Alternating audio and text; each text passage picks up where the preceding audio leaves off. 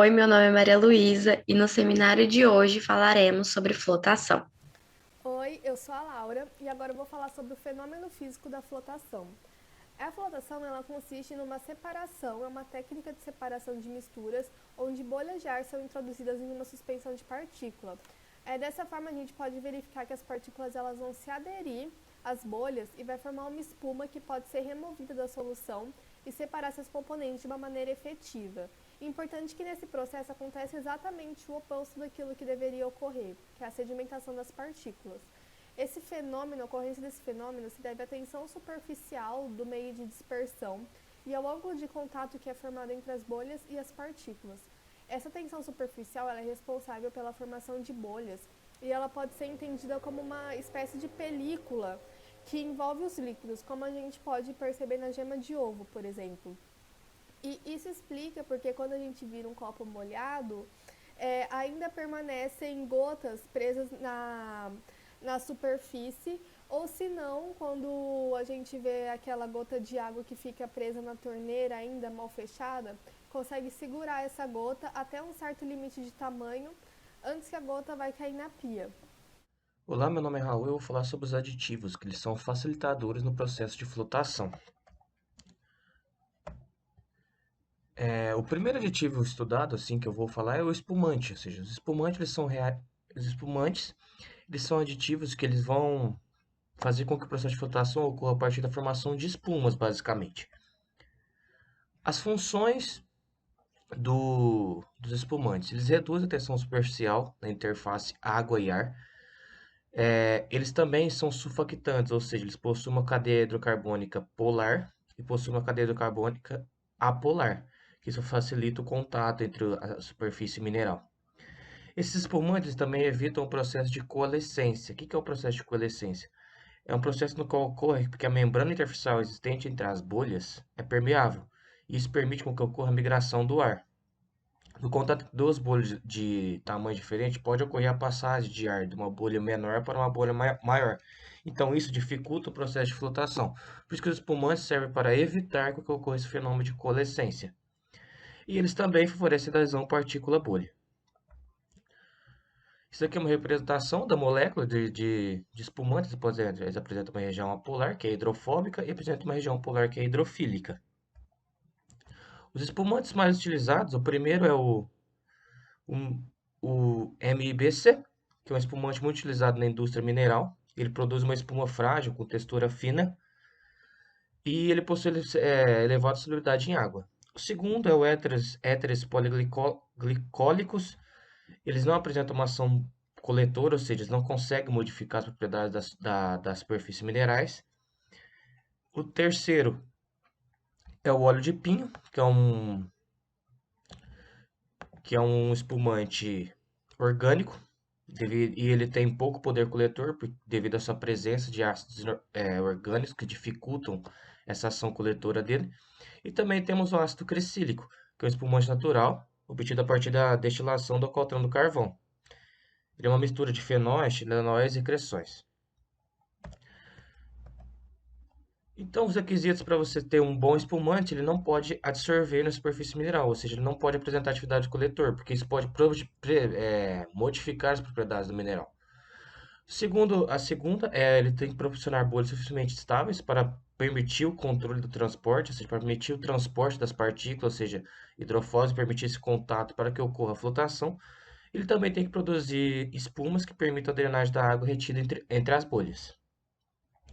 Bom, agora eu vou falar sobre os modificadores, que são outros tipos de aditivos usados no processo de flotação. Os modificadores são utilizados para melhorar a recuperação e/ou a seletividade do processo.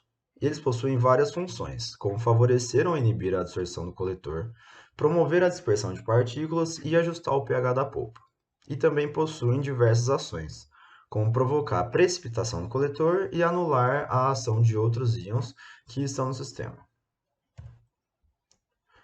Bom, agora eu vou falar dos tipos de modificadores. Primeiro, o depressor, que ele atua no sentido de aumentar o teor de concentrado, assim aumentando a seletividade do processo. e também inibe a adsorção do coletor, evitando a hidrofobização da superfície do material que não devem flotar. Já os ativadores, eles intensificam a adsorção do coletor. Isso tudo para aumentar a recuperação do material visado. E eles são reagentes inorgânicos e solúveis em água e atuam na superfície do material, modificando a sua composição química. Já os dispersantes, eles diminuem a seletividade do processo, depositando as partículas coloidais nas superfícies das partículas maiores ou formando agregados. Isso tudo para individualizar as partículas. Eles atuam provocando o aumento da repulsão elétrica e são recomendados quando há a presença de finos que dificultam a seletividade do processo. Por último, os reguladores de pH são reagentes inorgânicos, ácidos ou básicos, e eles regulam o pH para aumentar a eficiência do processo. Os reguladores eles podem atuar como os outros modificadores, porque as condições do pH do sistema afetam na estabilidade da suspensão e nas condições para absorção do coletor. Existem diversas aplicações para flotação na indústria. Alguns exemplos são a produção de cobre, onde é feita a separação mineral e extração do cobre a partir da calcopirita, a recuperação de corantes na indústria de papel, tratamento de água e esgoto, a despoluição de rios, a reciclagem do plástico PET, a remoção de micro-organismos, que por suas dimensões podem ser considerados biocoloides, e também pode ser aplicado na produção de álcool. Essa aplicação em destilarias faria com que a levedura produtora de álcool fosse seletivamente separada dos organismos contaminantes. Agora, falando de uma forma um pouco mais aprofundada sobre a produção de cobre, inicialmente o mineral pulverizado é combinado com água, óleo e detergentes. As partículas de sulfetos que já passaram pelo processo de combinação são molhadas por óleo, mas não por água. Então, o ar é borbulhado através da mistura, o sulfeto mineral recoberto de óleo adere à bolha de ar e flutua na superfície com a espuma formada. Já a ganga, o resíduo pobre em cobre, deposita-se na parte inferior. A etapa final de separação é simples e eficiente, normalmente utilizando o filtro prensa. Já sobre o tratamento de água, a flotação é aplicável nesse tratamento para uso da água para uso doméstico, água de reuso e efluentes domésticos e industriais, como aqueles de curtumes, indústria alimentícia e de óleos e derivados. O sulfato de alumínio é adicionado à água a ser tratada e provoca a floculação das impurezas. Uma corrente de ar, então, é responsável por causar a flotação dos flocos. Uma das aplicações da flotação é para a despoluição de rios. Essa técnica ela é patenteada por um brasileiro e ela é ideal para ser usada em rios menores, como, por exemplo, nos lagos do Parque do Ibirapuera e da Aclimação do município de São Paulo. E também nos córregos que abastecem esse lago, essa técnica é utilizada. Para isso, são despejados nos rios substâncias como sulfato de alumínio e polieletrólitos, e elas têm efeito coagulante. Ela reage com as partículas sólidas de suspensão na água e faz com que elas se aglomerem e flutuem. É necessário também ter um controle do pH da água, então são utilizados alcalinizantes, e dentre os mais utilizados, pelo seu baixo custo, está o cal, né, que é o óxido de cálcio, e também pode ser utilizado o hidróxido de cálcio, e misturas com óxido de magnésio e hidróxido de magnésio. Falando um pouquinho sobre os polieletrólitos que são adicionados, eles são substâncias químicas orgânicas de cadeia longa e alto peso molecular. Eles são disponíveis em uma variedade muito grande comercialmente. Esses polieletrólitos são classificados de acordo com a carga elétrica na cadeia de polímero, e os carregados positivamente são chamados de catiônicos, e os que não possuem carga elétrica são os não iônicos. Os antônimos e os não iônicos são geralmente utilizados como coagulantes metálicos para promover a ligação entre os colóides, a fim de desenvolver flocos maiores e mais resistentes. Ao mesmo tempo que as substâncias são adicionadas, é feita a injeção de oxigênio no fundo do rio para evitar que esses fragmentos afundem. Em seguida é feita a desidratação do lodo que é coletado e a sua devolução para a natureza. Falando um pouquinho agora sobre outra aplicação, né, que é a reciclagem de garrafa PET. Esse processo de reciclagem do PET, ele foi viabilizado graças ao processo de flotação, né? Naturalmente, o PET e o PVC, eles são hidrofóbicos, então eles são repelentes à água. Então, os plásticos não afundam durante a flotação. e mesmo algum deles sendo mais denso que a água. A técnica consiste em modificar as propriedades de um dos tipos de plástico para que ele possa ser molhado, entre aspas, né, pela água e afundar.